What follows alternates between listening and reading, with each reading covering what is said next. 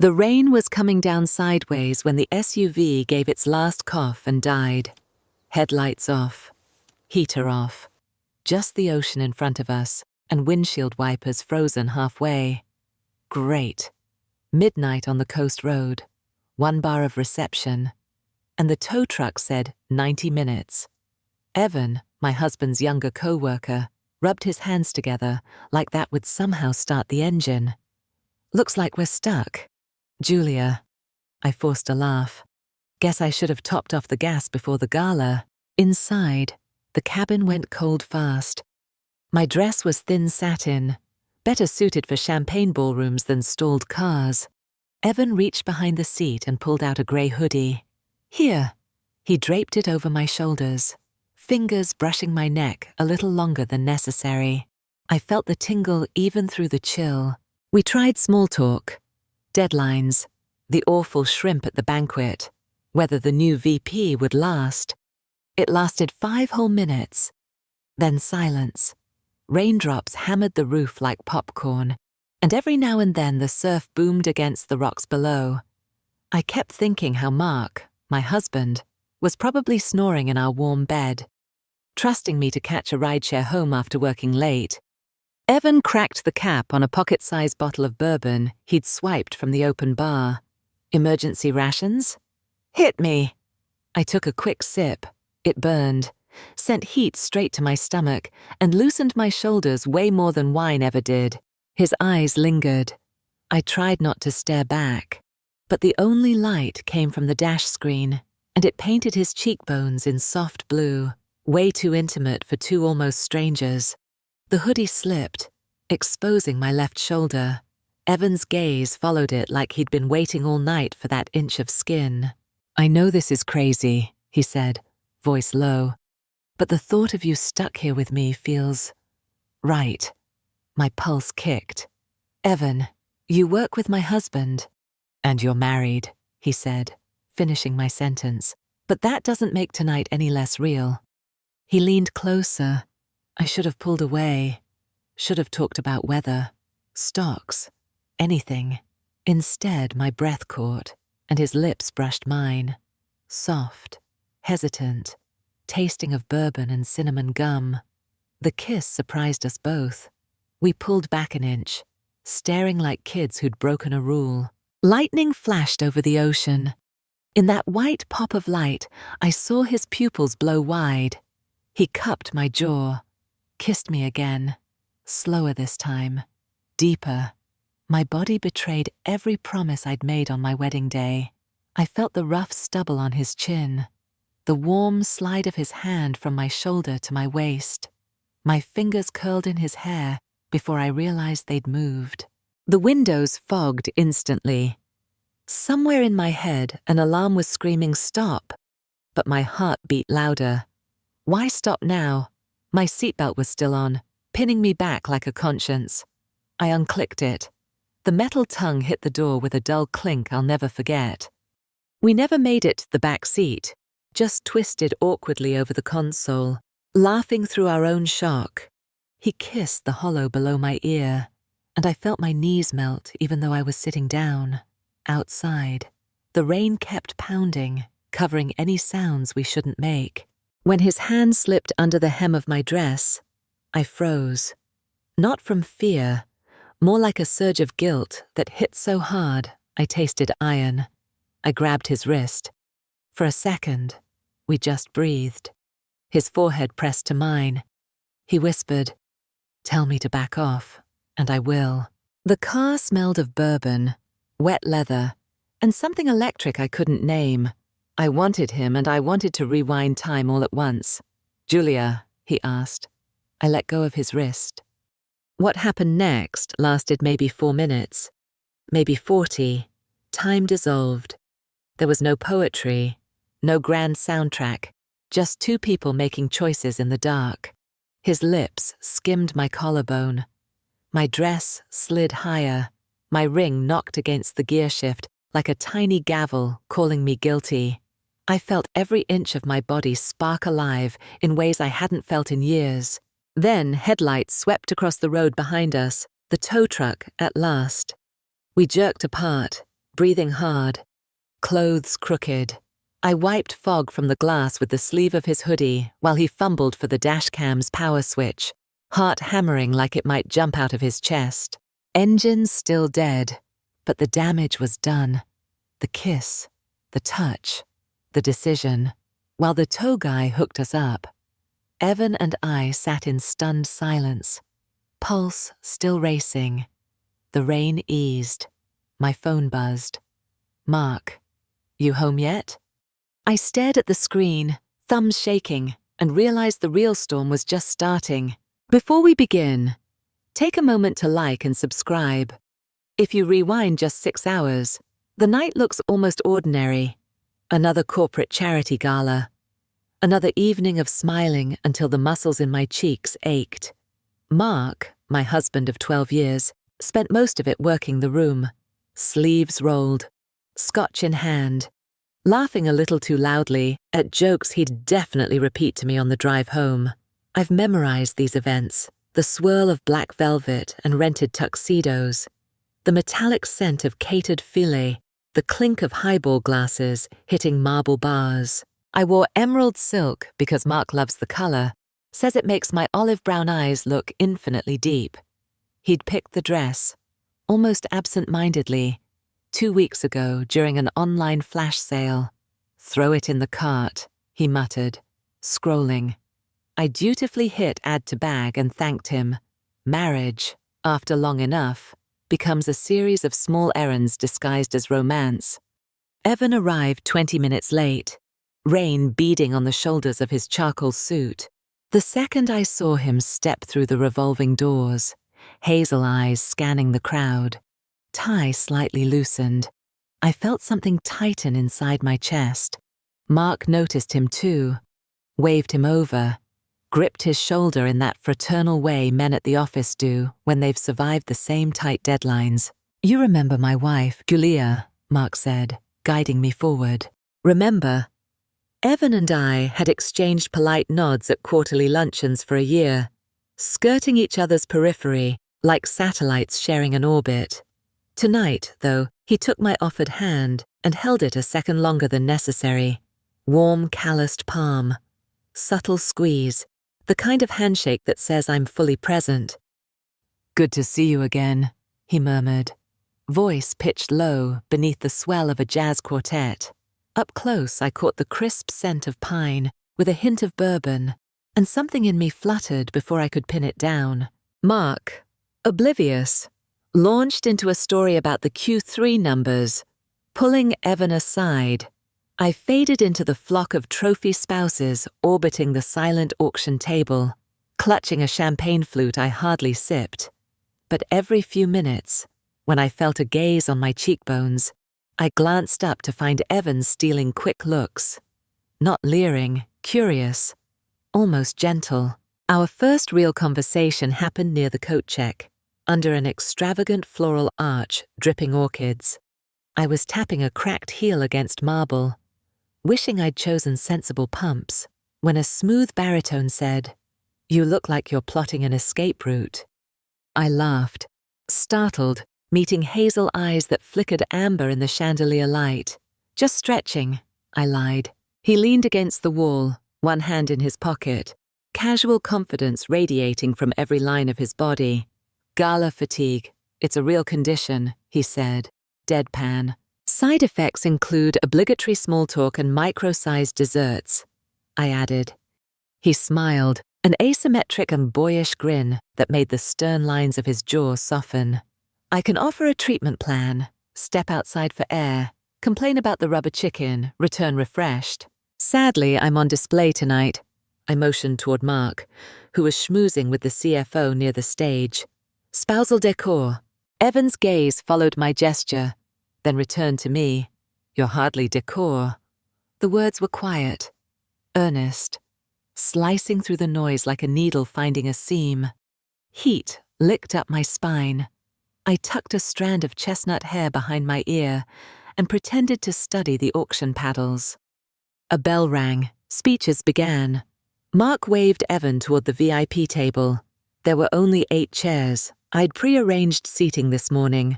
One name had gone mysteriously missing during printing, so there was a spare beside me. Evan slid into it, offering a conspiratorial shrug as if fate, not my trembling fingers, had created the vacancy. Mark and I met in graduate school, finance lecture, cracked faux wood desks, cheap coffee breath between us. He proposed 3 years later with a spreadsheet forecasting our life trajectory. His words, slide deck included. I loved him partly because he had a plan. Over a decade, that plan delivered a mortgage, 2 golden retrievers, and a daughter, Lily, who currently dorms 3 states away and texts only when she needs her student card refilled. Somewhere in the margins, Mark and I misplaced spontaneity. We have a good marriage, by every visible metric. Only invisible ones ache. The way he falls asleep before saying goodnight. The way his hand slides from my waist too quickly in family photos. The way we schedule intimacy between conference calls and vet appointments. Evan doesn't know any of this. He only sees the woman I remember being when I still believed in grand gestures instead of balance sheets. And that alone makes me feel exposed, like he's peering under a dust sheet I draped over my own heart. During the CEO's keynote, Mark Liv annotated the speech on his phone, drafting spin for Monday's newsletter. Evan, by contrast, actually listened. When the room applauded a donation milestone, he leaned toward me, voice intimate amidst the din. You organized half of this, right? I shrugged, cheeks warming. Front of house stuff. The real work's finance. Anyone can move numbers, he said. Not everyone can make strangers open their wallets with a smile. The compliment, unexpected, uncalculated, landed with disproportionate weight. Mark's praise is utilitarian. Thanks for handling that. Or good job on the PTA budget. Evans felt personal, specific. Between courses, we talked travel. He loves road trips. I love coastal trains, books. He favors Kerouac. I reread Austen, music. He's Americana folk. I'm vintage soul. Each tiny difference sparked playful debate, the kind that leaves both parties leaning closer across candlelight. I laughed so hard at one point champagne fizzed in my nose, and he offered his neatly folded pocket square to dab it away. Mark barely noticed. By 10 p.m., rain hammered the glass atrium. The valet line stretched into a wet serpent of umbrellas. Lily had texted me photos of dorm decorations. I'd stepped into a hallway to respond when Mark called my name. Board wants me to grab drinks, he said, slipping into a circle of executives already half-lit on top-shelf scotch. His breath smelled of peat and ambition. Your rideshare's on its way? My phone screen showed a spinning wheel. Surge pricing, 10-minute delay. Evan appeared beside me, sliding on a black trench coat. I'm heading south towards Seabrook, he offered. Happy to drop you, saves you waiting. Mark clapped his shoulder. Perfect, Josietta. Julia, go with Evan. He's safe as houses. I resisted the urge to ask how safe houses really are. Foundations crack quietly over time. Instead, I smiled, pocketed my phone, and let Evan steer me toward the exit. Cold air slapped my bare shoulders.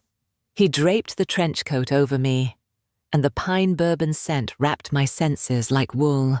In that moment, the evening flicked from grayscale into color. The sedan smelled new, faint leather, dashboard plastic, the ghost of a cinnamon air freshener. Rain pelted the windshield, wipers swishing in measured sighs. Evan cued a mellow playlist, soft guitar, husky vocals.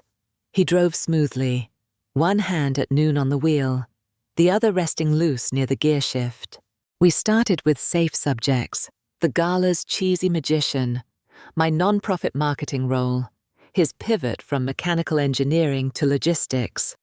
But 15 minutes down the coastal highway, conversation slipped beneath small talk. You looked different tonight, he said. Different, I echoed.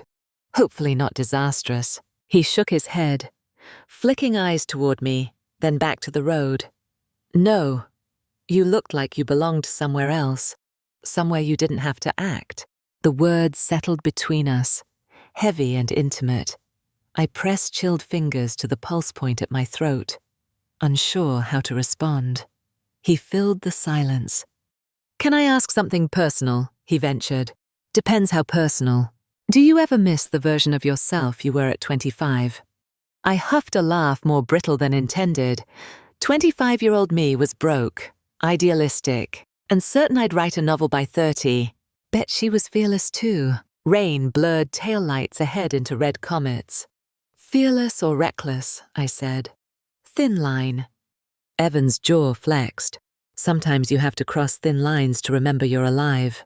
Something sharp fluttered in my ribcage, a bird beating wings against bone. 20 miles from town. The engine stuttered once, twice, then died. Evan coasted to the shoulder. Warning lights glowed malevolent orange across the dash. "Alternator," he muttered after a failed restart. Outside, wind bent the seagrass flat, waves crashing unseen beyond the dunes. Cell service stuttered. Roadside assistance estimated an hour. Lightning revealed a stretch of highway empty as a chalk line. Rain smeared the world into shades of graphite. Inside, the cabin felt too small for two adult hearts pounding at escape velocity. We pulled the corporate throw from the back seat, laughter trembling on the edge of panic. I dialed Mark. Voicemail. He was likely slapping backs in a cigar lounge. Phone on vibrate. I texted him. "Car trouble, waiting for tow. Home late. Love you." Autocorrect changed "love you" to "live you." I stared at the typo until the screen dimmed. Evan found a flask in the glove box, cheap bourbon from the team-building retreat, and offered it with a crooked grin. I tipped it to my lips, wincing at the burn, wiping my mouth with the back of my hand. He took a swig too, hissed through his teeth, then shook water from his hair like a dog fresh from a lake. The gesture made us both laugh, tension fracturing into something weightless. Stories spilled next, untidy, unfiltered. Evan confessed he'd ended a 7-year engagement last spring when he realized they'd become friendly roommates.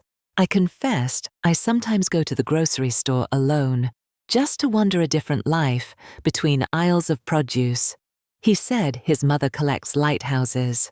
I said my father once wrote me letters from overseas that smelled of pipe tobacco, each disclosure a breadcrumb, leading deeper into the woods. Music shifted to a bluesy track, slow, aching chords. Our knees brushed beneath the steering column. Neither of us moved away. "You have a dimple," he noted suddenly. I pressed fingers to my cheek. "Only on the left. Comes out when I'm nervous." He traced an invisible circle on the fogged window. I must be a bad influence then, because it's been there all night. The compliment cracked something open, an old teak door swollen by neglect. I felt a gust of 25-year-old air rush in. Wild, salt-tinged, unafraid. My pulse drummed against silk. Lightning flashed. Thunder rolled. The sedan rocked gently in the wind. Evan's hand moved, slow as tidewater, to rest over mine. Our fingers laced, fit terrifyingly well. "I shouldn't," I whispered, though I didn't pull away. He didn't challenge the statement, just rubbed his thumb across my knuckles. Heat blooming beneath skin. Sometimes shouldn't is a signpost pointing to something important. I let the words settle, heavy as gemstones. The storm outside roared, inside. We sat in charged hush, electricity crackling through shared veins. My cell lit, Mark calling. Relief shot through me. I answered, voice a shade too bright. "Everything okay?" he asked, bar noise clattering behind him. "Fine, just waiting for the tow." He yawned mid-sentence, covered the receiver. "Text when you're 30 out. I'll leave the porch light." Porch light, like I was a package being delivered. The call ended with a polite beep. I stared at the dead screen, pulse thudding behind my ears. Evan watched me silently. brow furrowed in gentle concern. I forced a smile, but something inside me tilted. Plates shifting along a fault line I'd ignored for years. We passed the bourbon back and forth, warmth spreading like candle wax. The blanket draped over our laps created a small, secret world. His thigh pressed mine. I felt the flex of muscle, steady heat through thin fabric. He smelled richer now, rain-damp wool, spice, the faint smoke of aged barrels. I turned to look at him fully, studying the way shadows curved over the cheekbone and jaw. A pulse fluttered beneath the hollow of his throat. His eyes searched mine, asking permission I didn't dare articulate. Then, with aching slowness, he brushed a loose lock of hair behind my ear. Fingertips grazed the shell. Delicate, reverent. I shivered. The gesture felt more intimate than any embrace Mark and I had shared in months. Outside, thunder cracked. Inside, the world fell silent, except for the thud of our 4 combined heartbeats. My gaze dropped to Evan's mouth, lips full, upturned slightly at one corner, a small scar lending character.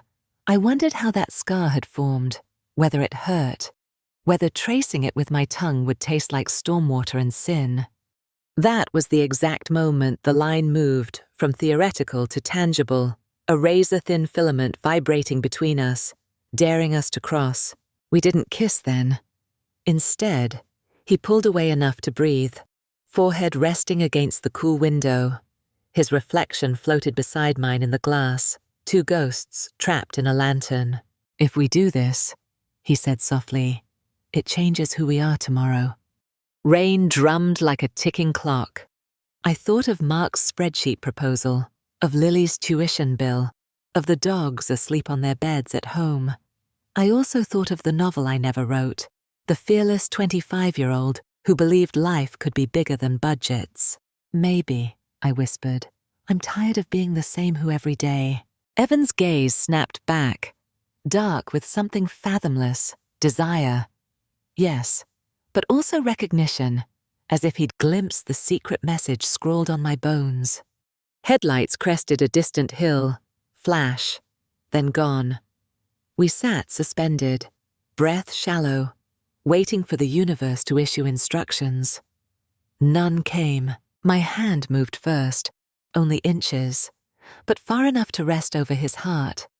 I felt its thunderous cadence through cotton. He covered my hand with his, trapping it there. The heat of his palm bled into my skin. Branding. Neither of us spoke.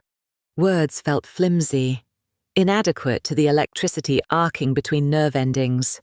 Instead, we existed in that charged hush. 2 souls poised like struck matches waiting for oxygen.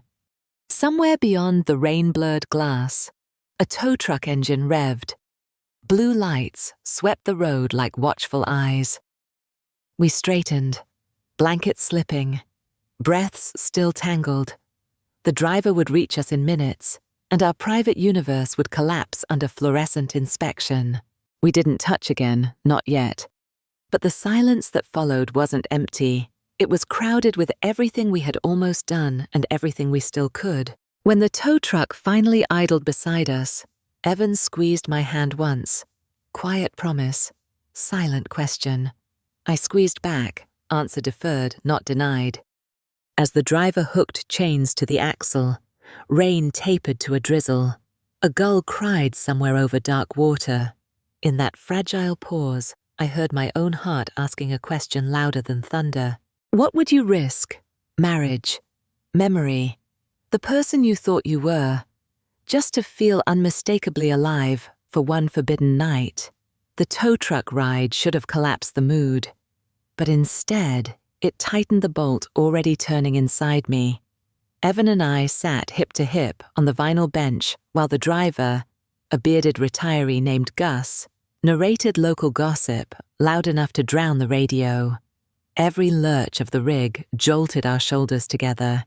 Every downshift rolled Evan's solid thigh against mine. Neither of us moved away. My pulse mapped each accidental press like latitude lines on forbidden terrain. Through the windshield, lightning stitched the horizon, bleaching Gus's dangling pine freshener a ghostly green. Rain rattled the roof in machine gun bursts, but inside the cab it smelled of diesel, wet wool, and the lingering spice of Evan's cologne. I tracked its layers the way a sommelier names notes in a vintage. Top, pine, heart, bourbon, base, warm skin edged with adrenaline. When Gus finally asked where to drop us, Evan spoke before I could decide. "We'll wait at the harbor 24-hour auto until her husband can pick her up," he said. My stomach flipped at the pronoun we. Harbor Auto squatted on the edge of town, one fluorescent bay open, the rest dark. Gus unhooked the sedan, tipped his cap, and rolled back into the storm, leaving us in a rectangle of flickering light. A red soda machine buzzed beside the lobby door. Evan fed it 2 quarters, retrieved a grape Fanta, cracked the can, and handed it over like an inside joke. I took a sip, sweet, effervescent, absurdly juvenile, and laughed into the purple carbonation. The lobby itself was a relic. Orange plastic chairs bolted to linoleum, a coffee table stacked with dog-eared Field and Stream magazines, a wall-mounted TV looping muted sports highlights. Fluorescent bulbs stuttered overhead, making our shadows jerk in nervous semaphore. I checked my phone. 12:19 a.m. 2 unread texts from Mark. Porch light on and a follow-up. "Everything okay?"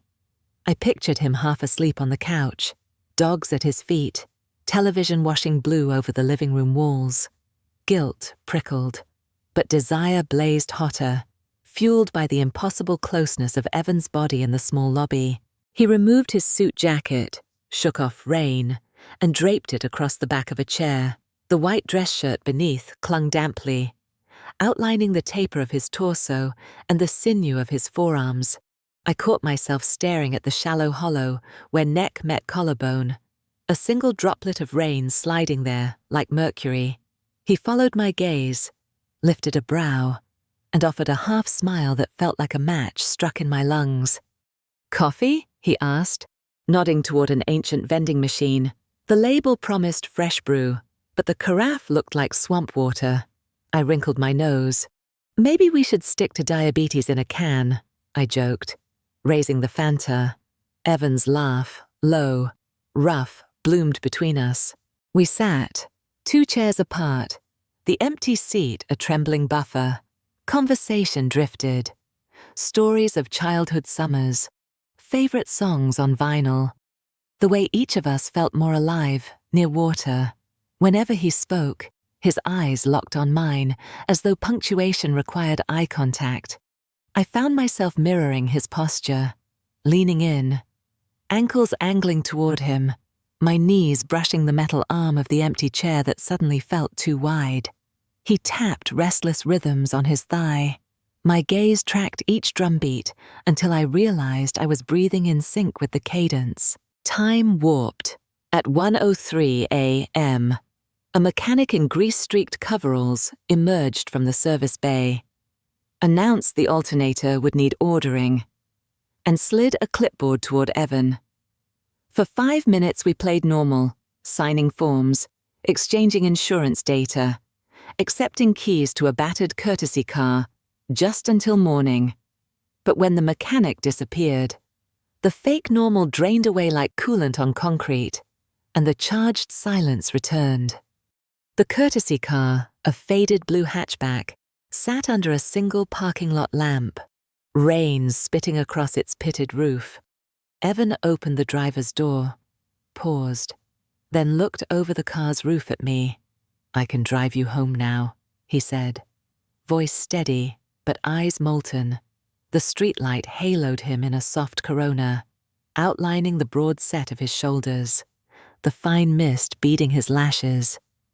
I swallowed. "Or," he added, almost a whisper, "we could take the scenic route, dry off somewhere first, The invitation hung in the wet air, ambiguous enough to deny, explicit enough to taste. I thought of Mark's porch light glowing like a watchful eye. I thought of the way Evan's hand had trembled against mine in the sedan. I thought of the version of me who once wrote 12 pages of a novel about a woman who chooses desire over duty. Lightning forked above the bay. Thunder rolled like the drum intro to a song you know will wreck you. I opened the passenger door. Inside, the hatchback smelled of old upholstery and lemon cleaner, but beneath it lingered the anchored scent of him. Fabric seats sighed when we sat.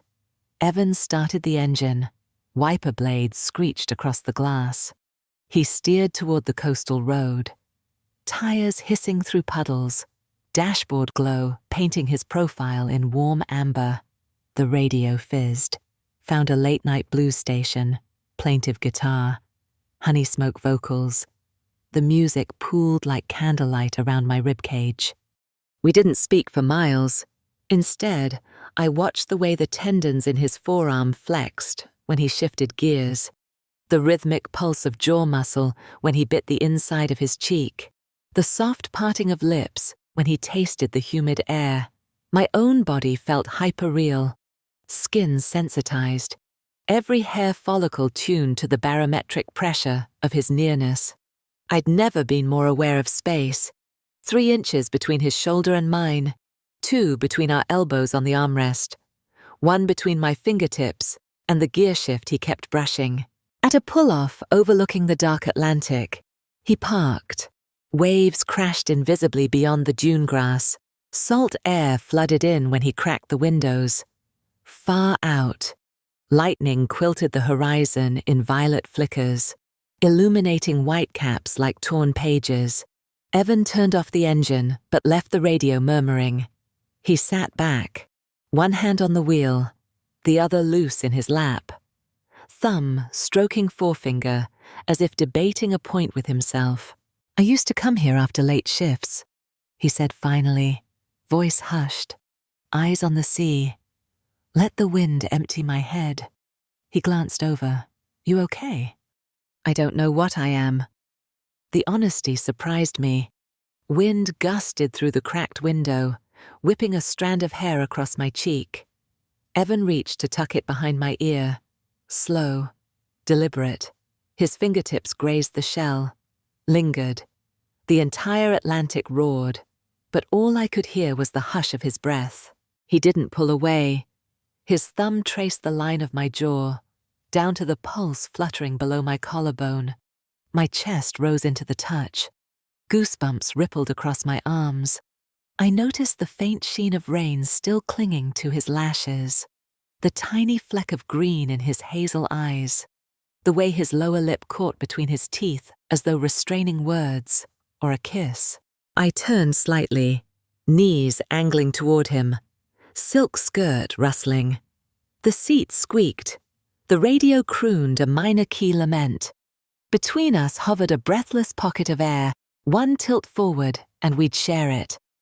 My heart banged against bone, each thud announcing a new, reckless truth. I wanted the heat of his mouth on mine. I wanted the feel of his hands mapping the curve of my waist. I wanted to remember what unfettered wanting felt like. Julia, he murmured, as if my name were both apology and request. I closed my eyes, feeling the syllables ignite along my skin. When I opened them, his face was inches away. I could count flecks in his iris. Gold, olive, a ring of dark amber at the rim. He searched my gaze for retreat, finding none. He leaned closer. Our breaths mixed, a citrus mint exhale of Fanta and spearmint gum. Outside, a wave slammed into shore, shuddering the hatchback. Instinctively, my hand shot forward, palm landing on his chest. Beneath wool and cotton, his heartbeat galloped. The contact sent a jolt through both of us, startled, alive. I didn't pull back. Instead, my fingers fanned, savoring the warmth seeping into my palm. If we keep going, I whispered, there's no clean way back. My voice trembled, equal parts warning and plea. His hand covered mine, pressing it firmer against his heart. Maybe back isn't the direction either of us needs. Night wind buffeted the car, rattling loose change in the cup holder. The ocean smelled of brine and risk. We sat like that, hands layered, pulses sinking, until the silence thickened into something tangible. Then, almost imperceptibly, he traced circles over my knuckles, each loop smaller, tighter, until his thumb stroked the sensitive web between thumb and forefinger. The motion shot sparks through my nerves, pooling heat low in my stomach. I should have shifted conversation to safer ground, weather, work, anything. Instead, I confessed, sometimes I dream I'm underwater, lungs burning, and when I finally surface, I'm alone on the open sea. I wake up gasping, my cheeks flushed. I didn't know why I'd exposed that secret terror, but Evan's expression softened. Not pity, recognition. Maybe you're not drowning, he said. Maybe you're evolving, learning to breathe somewhere new. He slid his hand up my forearm, slow as tide, thumb skimming the thin skin inside my elbow, one of my body's hidden fuses. I shivered. Lightning flashed again, strobing the cabin. For a blink, we saw ourselves reflected in the windshield, two outlines leaning inward, eyes luminous, the space between us a live wire. In the afterglow, he lifted my hand, turned it palm up, and pressed a kiss at the center, lips soft, chaste. But the simple contact detonated something star-bright inside me. I inhaled sharply, tasting salt and ozone. He kissed again, higher this time, at the pulse point on my wrist. My skin thrummed under his mouth. Flutters of heat shot along nerve paths to places that hadn't sparked in years. I felt the weight of every wedding ring promise like heavy silk, and still I tilted closer, drawn by gravity older than vows. Our faces hovered a breath apart. I could feel the warmth radiating from his lips, the faint tremor in his exhale. My gaze flicked to his mouth, lingering on the tiny scar that had enthralled me since the gala. He noticed. A corner of his smile lifted. Permission? Prediction. The hatchback seemed to shrink, its metal shell no thicker than paper. But before mouths met, headlights swept the overlook, another vehicle cresting the rise. We jerked apart, breaths ragged. A jeep rumbled past, music thumping. Teenagers inside, shouting laughter into the storm. When their taillights vanished, the spell remained fractured but humming, like a severed electrical cable sparking on wet asphalt. Evan scrubbed a hand through his hair, rain-tousled curls falling over his brow. "We should get you home, sir," he said, though longing edged every syllable. I nodded, throat thick. Yes, but the word tasted like regret even before it left my tongue. As he turned the key, my phone buzzed again. Mark. Still up. ETA? I started to type back 20 minutes, then stopped. I deleted the answer, pocketed the phone. Outside, dune grass bent in wind. Inside, my moral compass spun without finding north. Evan shifted into gear. The hatchback rolled onto the road, headlights carving twin tunnels through rain. I watched his profile, the determined set of jaw, tiny muscle ticking near his ear, throat bobbing when he swallowed words he dared not speak. My body ached with unfinished electricity. I wanted to memorize each angle, in case this ride became epilogue instead of preface. We reached my street too soon. Crescent of tidy houses, driveways pooling with rainwater. Mark's porch light glowed earnest yellow against climbing ivy. Evan idled at the curb. Wipers flung rain in rhythmic arcs. The radio murmured a final blues riff before fading into static. Neither of us moved to unbuckle. The only sound was our breathing, shallow but synchronized. I turned toward him, In the faint dash glow, my reflection shimmered in his eyes, wide, conflicted, alive. He reached out, brushed the back of his knuckle along my cheekbone, down the slope of my nose, lingering at the corner of my mouth, my lips parted on an involuntary inhale. "Tomorrow," he whispered, like a promise and a challenge. "I'll drop the keys at the office. We can say tonight was logistics." My heartbeat hammered so loudly I feared it would wake the neighborhood. "And if I don't want to lie," I breathed. His eyes burned amber. "Then meet me for coffee. 6 p.m. Dockside Cafe." He leaned in just enough that his forehead touched mine, a bare graze that snapped every nerve to attention. We talk, or we don't, but we decide together how this story goes. A raindrop slid between our foreheads. Cold shock amid heat. I exhaled, tasting fear, desire, possibility. Outside, thunder growled a distant warning.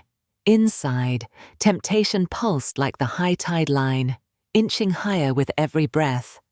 I drew back, fingers trembling on the door handle. "Tomorrow," I echoed, uncertain whether the word meant yes or mercy. I stepped out into the rain, skirt plastering to my thighs, heels splashing in puddles. At my porch, I turned. The hatchback remained idling, Evan's silhouette, watching. I raised a hand, wave or surrender. I wasn't sure.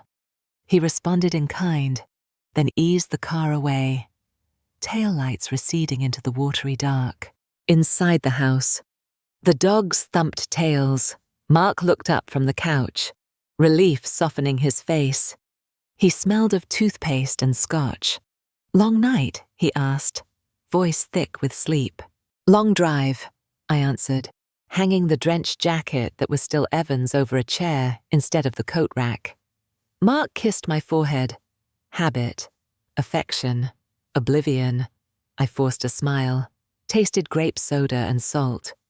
In the bathroom mirror, water-streaked mascara beneath eyes that looked stranger and brighter than they had in years. I pressed fingers to my lips. They tingled. Phantom imprint of a kiss never taken, but almost. As I lay in bed beside my husband's steady breathing, tomorrow's question echoed louder than rain on the roof, vibrating through bone and conscience alike. If the only thing standing between temptation and transgression is 1 cup of coffee at sunset, would you show up? 6:05 p.m. The Dockside Cafe sits on pylons above low-tide mudflats, sun bleeding tangerine across salt grass. I tell myself I'm here only for closure, yet my pulse ricochets when I spot Evan at the window bar, fingers drumming a restless tattoo beside 2 untouched cappuccinos.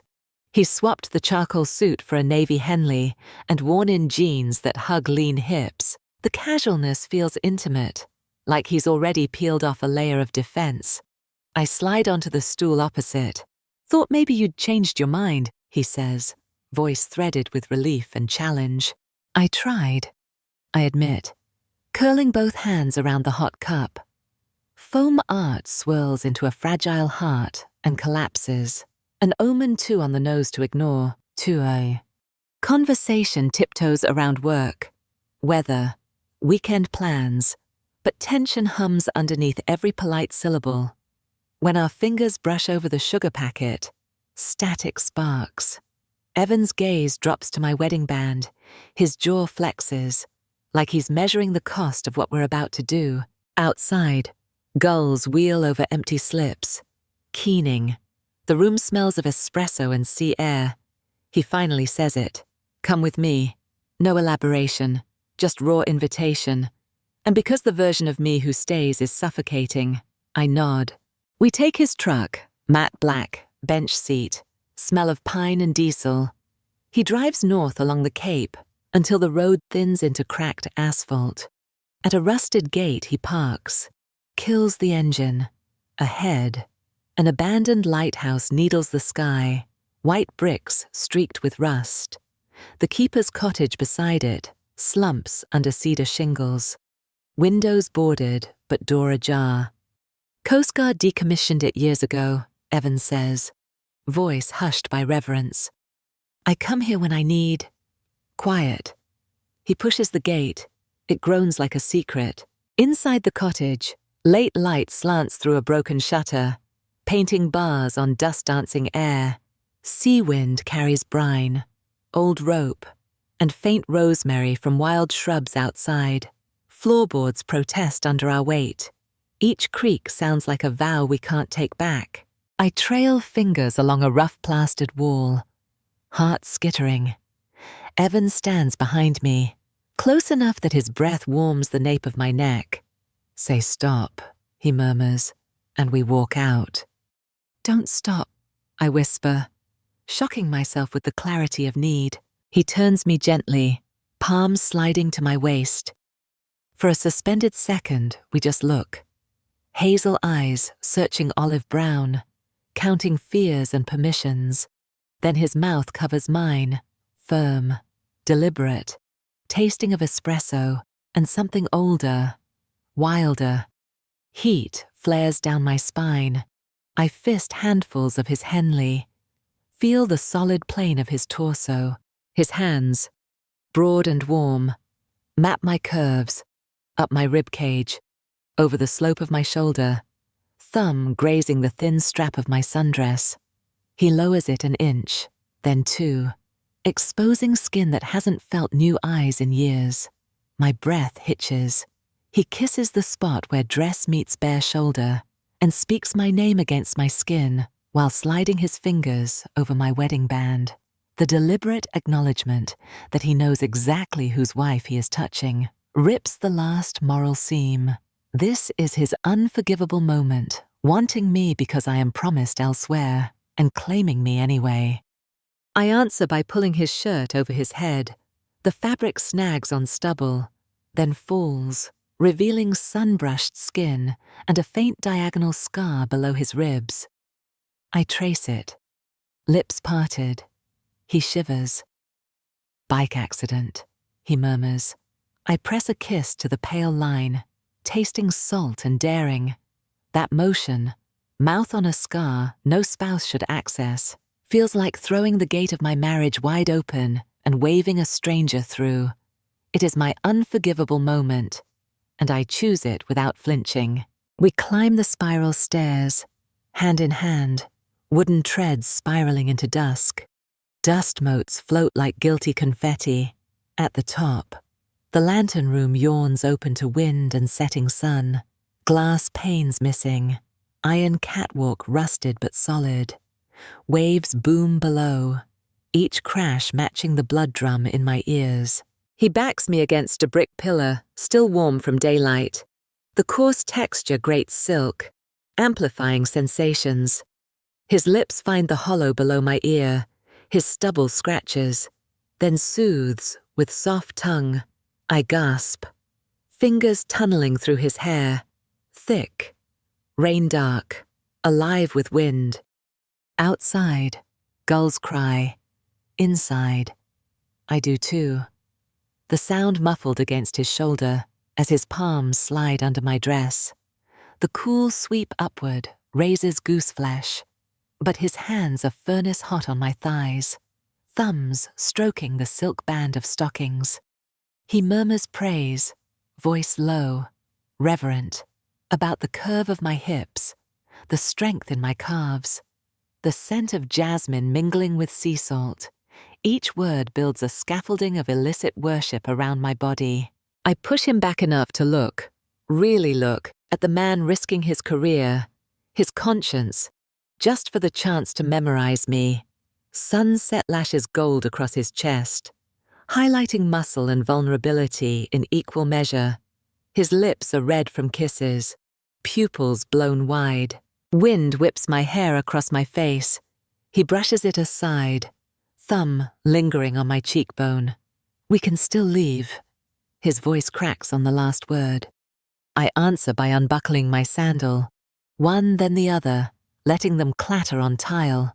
Barefoot, I feel grounded and airborne all at once.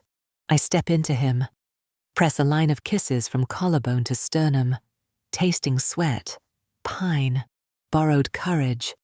When I look up, I see tears brightening his lashes, emotion, not regret. My own eyes burn in echo. Clothes become a soft perimeter on the floor.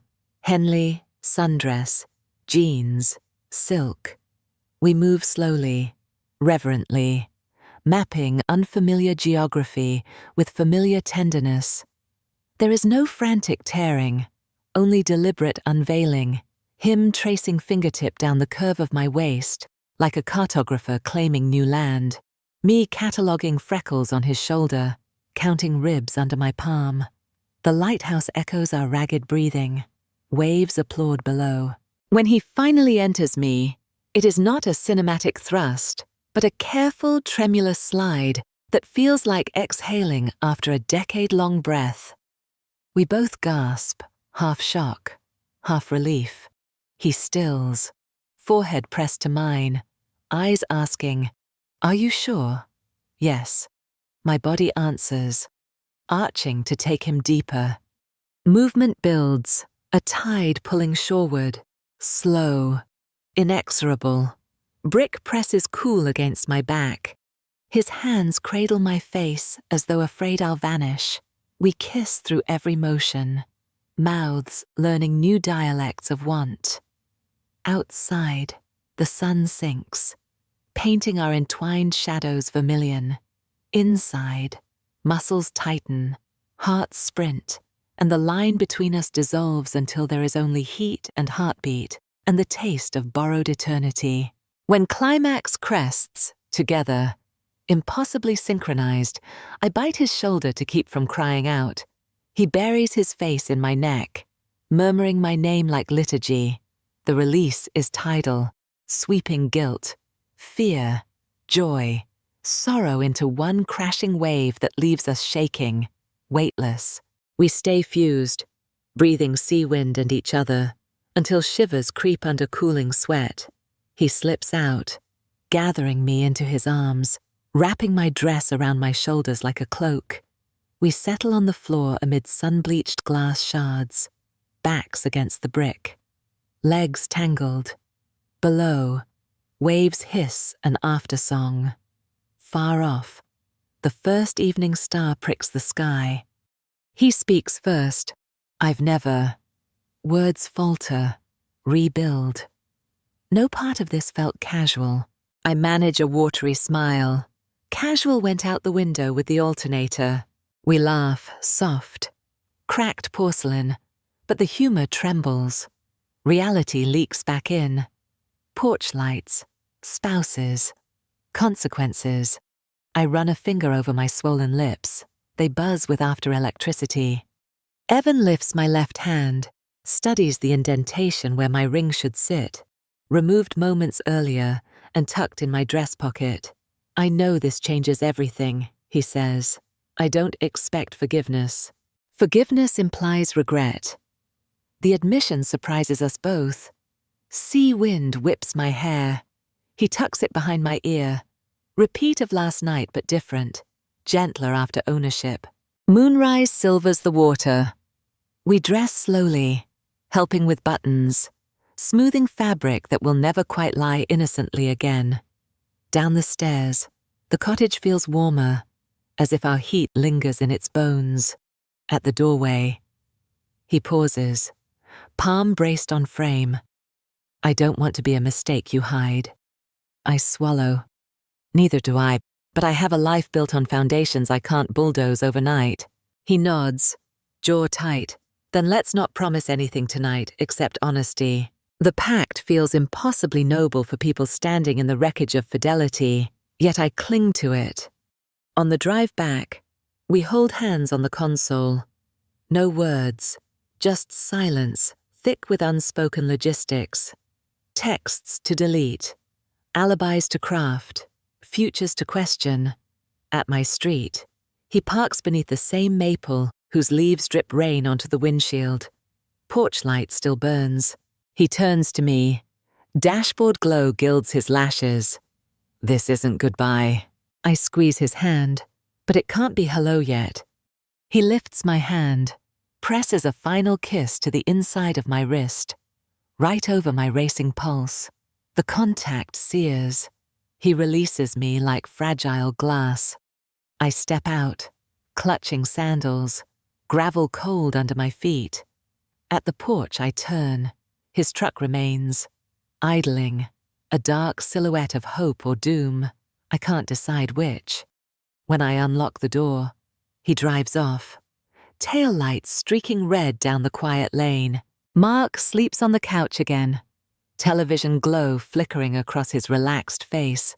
One dog lifts a head, thumps tail, then dozes. I slip past, heart thudding. In the shower, hot water stings skin still hypersensitive from Evan's touch. Steam fogs the mirror. I trace a line through condensation, see a woman whose eyes burn brighter, whose lips are swollen, whose soul is torn. I slip my wedding ring back on. The metal feels foreign, heavy. In its reflection, I see an echo of Evan's hazel eyes and hear the waves imploring honesty. Tonight, honesty means acknowledging that one night became a fault line, splitting the map of my life into before and after. I don't know which side I'll choose to live on, but I know the lighthouse, the brick, the wind, the taste of him will haunt every decision. I crawl into bed beside my husband. He stirs, slings an arm over me in half sleep. His embrace is familiar, safe. Yet beneath his palm, my skin still thrums with another man's memory. I stare into darkness, heartbeat syncing with the slow tick of the bedroom clock, each second whispering the same relentless truth. We cross the line, and the road back doesn't exist. I wake before dawn, heart hammering like I sprinted miles though I've barely slept. Beside me, Mark breathes slow and even, face slack with the innocence of people who never doubted the ground beneath them. My own skin, still tender from Evan's touch, feels borrowed, like I slipped into a stranger's body for the night and can't wriggle back out. I slide from the sheets, pad to the bathroom, lock the door. Steam from a too-hot shower fogs the mirror. Still, I swear Evan's fingerprints bloom across the glass. Ghost whirls on my shoulders, my waist, my throat. I scrub until skin glows angry pink. It doesn't fade the memory, the rasp of brick behind my back, the salt-spiked wind whipping my hair, the sound of his voice trembling against my ear when we shattered together. Back in the bedroom, I dress in yoga pants and Mark's old collegiate sweatshirt, armor of ordinary. Downstairs, coffee brews. I delete 2 new messages from Evan before I read them. Subject lines only. Are you okay? And honesty. My thumb hovers over trash. Guilt spikes so sharp I almost drop the phone. I leave the screen dark. Pour Mark's favorite roast. Add 1 sugar. Splash of oat milk. Rituals I could perform sedated. When he appears, hair tousled, arms stretching, he smiles. You're up early. Couldn't sleep. I lie, planting a kiss on his cheek I can barely taste. He sips, grimaces, too sweet. I apologize, pretend distraction, blame the long night. Mark checks the dog bowls, the weather, his work email. Normal vibrates around us like fluorescent lights, too bright, threatening migraine. I keep waiting for him to sniff the air and ask why I smell like rosemary, sea salt, and another man's breath. Instead, he reaches for a hug, one-armed, distracted by headlines. The touch lands like a forgiveness I haven't earned. The lobby still glitters with remnants of Friday night's gala, balloon fragments, stray confetti, plastic flute stems denting the recycle bin. Evan stands near the elevators, collar crisp, eyes rimmed red. He wears the charcoal suit again, as if rewinding would erase the lighthouse. When he sees me, relief flashes, then caution. I nod, a courthouse gavel of acknowledgement. He follows me into the empty elevator. The doors close on fluorescent hush. We face the mirrored walls, our reflections glancing everywhere but at each other. I tried calling, he murmurs. I know. My voice sounds hoarse, salt-scrubbed raw. I couldn't. His hands fist, then smooth over the file folder he holds. Are you? I'm breathing, I say. That's all I've figured out. Silence swells. I feel heat radiate off him. Recall the way his skin tasted like sun-warmed stone just after the tide recedes. I grip my tote strap until fingernails blanch. When the elevator dings 8th floor, we step apart like magnets forced to reverse polarity. He says nothing, but a note appears in my inbox minutes later. Subject blank. Body 2 words. Lunch. Rooftop. I close the email. Heart ricocheting. The day drags like wet wool. Numbers blur. Sentences tangle. At 11:42 a.m., HR sends an all-staff. Upload any photos from the gala to our shared drive. My lungs seize. Did someone capture a lingering glance? A fingertip grazing waist? A flash of infatuation too bright to hide? I scroll the folder compulsively. Executives mid-speech. Donors clinking glasses. Mark with an arm draped over the CFO. No sign of Evan and me. Relief is so potent it almost smells. Ozone after lightning. Yet the dread lingers. Lenses catch what eyes miss. At 12:07, my phone buzzes. Evan again. Rooftop now. I type. Can't. Then, before hitting send, I delete the word, pocket the phone, and walk.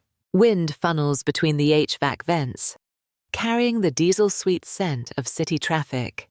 Evan stands near the ledge, tie loosened, jaw clenched so tight the muscle ticks. He turns. The ache in his eyes makes guilt slam my ribs. We said honesty. His voice is ragged. I don't know what honesty is anymore. I whisper. Every version hurts someone. He steps closer, stops just shy of touch. Last night wasn't a mistake for me. It can't be a habit, I answer. I have a life. So do I. Bitterness feathers his tone. But after the lighthouse, my life feels smaller than the sliver we shared.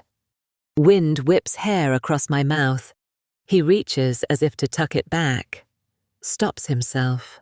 The space between his hand and my cheek hums, static, begging for spark. I step away. If he touches me, the roof might tilt into sky and will free fall. Mark suspects nothing, I say. The statement is both confession and indictment. Does that make you feel safe or sick? Evan asks. My silence answers. He presses knuckles to the brick parapet until they blanch. If you choose your life, I'll disappear from it. I won't be the thing that implodes your family. The thought cleaves me. Losing him feels like erasing color, yet keeping him risks arson to every bridge I walk daily. I need time, I manage. Time is fine, he says, eyes shining. Lies aren't. Before leaving, he slips an envelope onto the stone ledge. My burner number, no call logs. A sad smile. When you decide who you want to be, I'll answer. Nights become purgatory measured in ceiling fan rotations. Mark sleeps oblivious. The dogs dream, paws twitching. I lie awake rehearsing truths in the dark. Confess to Mark. The scene plays, his incredulous hurt. Lily flying home from college in tears. Mortgage splitting along lawyer lines. Dogs dividing weekends like children. Stay silent. Another reel. Evan's face when I ghost him. Hazel eyes extinguishing. The lighthouse memory calcifying into something shameful instead of sacred. Neither outcome feels survivable. My pulse drums panic. Sweat dampens sheets. At 3:14 a.m., I text Evan's burner. Can we meet? No motel. Just talk. 3 grey dots pulse. Vanish. Minutes later, Tomorrow 8 p.m. Boardwalk bench 4. I delete the thread. Heart a live wire. Tuesday morning, Mark studies me longer than usual. You've been distracted, he says, buttering toast. Everything okay at work? Budget crunch. I say too fast. My smile tastes off. He nods, but his brow pinches. The toast burns under the broiler. Smoke alarm chirps. I overreact, flailing at it. Mark's eyes narrow a shade. At the office copier, I hear 2 assistants gossip. Did you notice Julia left the gala with Evan? He got her home at, 3. Maybe they hit traffic. The other shrugs. Heat floods my cheeks. Toner stench turns my stomach. I slam paper jam reset and flee. The bench night air off the water is warm, thick with kettle corn and sunscreen ghosts. Families scatter. Arcade lights blink neon. But bench 4 sits in a pool of shadow beneath a dying bulb. Evan waits. Jeans and a hoodie, hands clasped like he's praying. As I approach, guilt surges, like walking into church still reeking of sin. He stands. We don't embrace. We sit side by side, knees nearly touching, watching gulls fight over dropped fries. I can't eat.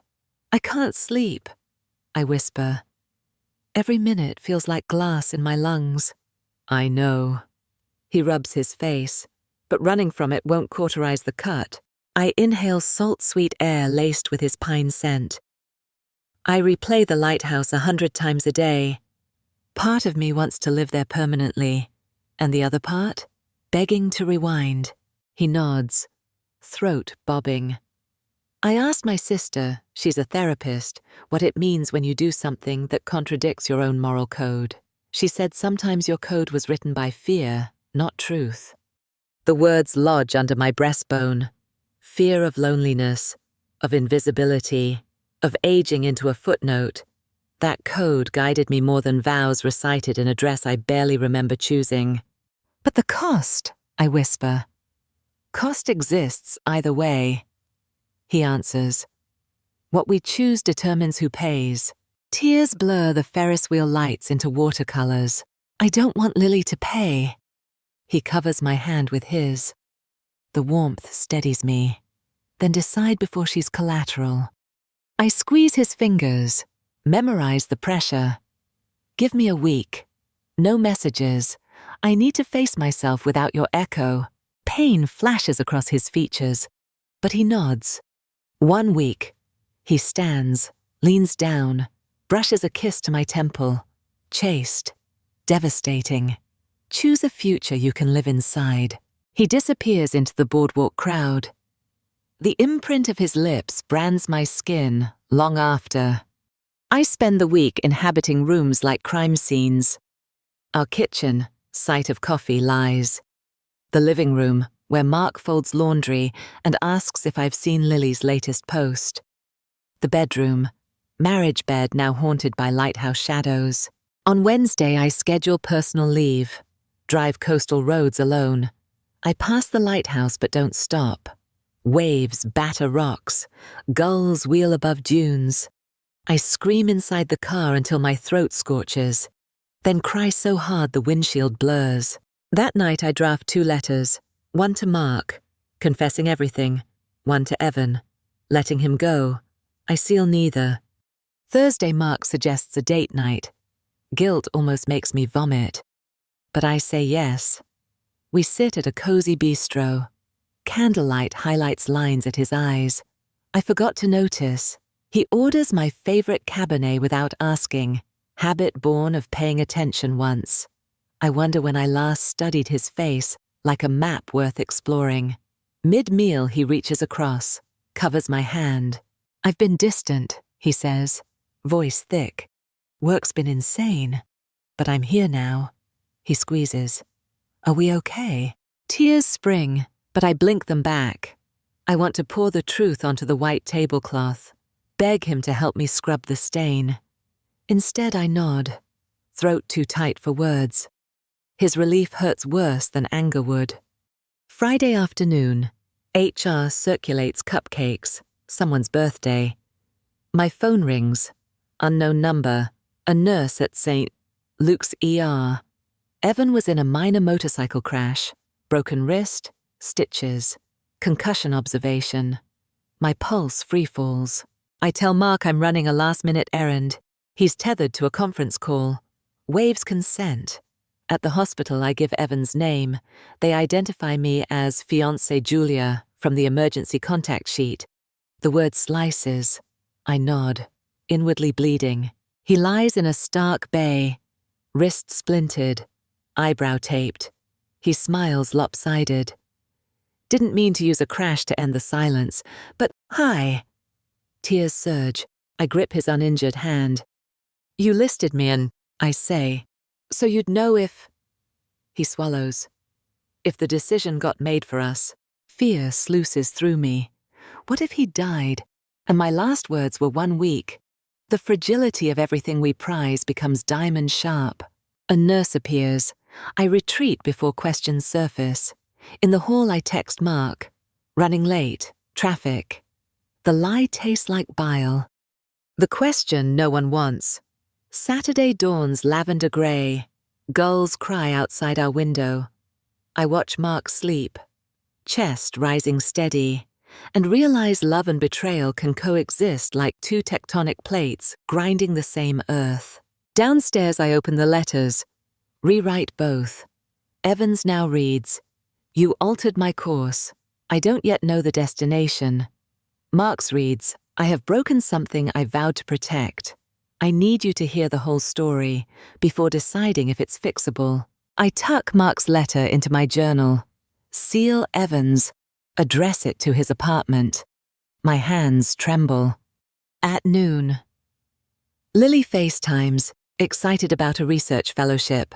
Her eyes glow the same amber-flecked brown as mine. Pride and shame war behind my smile. After, Mark suggests a walk with the dogs. I agree. Heart galloping. As we stroll river paths, he suddenly asks, That colleague of mine, Evan, did he get your car sorted? The world tilts. My mouth dries. Before I can fabricate, Mark continues. Funny, he listed you as emergency contact on some HR form.